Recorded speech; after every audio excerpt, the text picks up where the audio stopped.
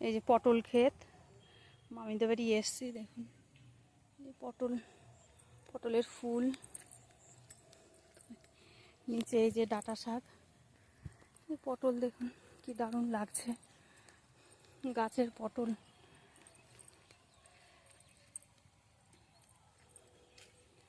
দেখতে একটা সৌন্দর্য আলাদা। আমরা তো কিনে খাই, আর এই যে গাছ,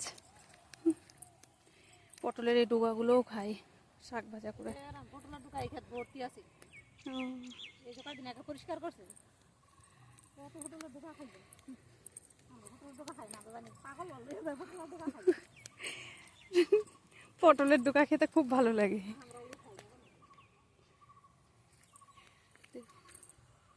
কত সুন্দর টাটকা টাটকা পটল।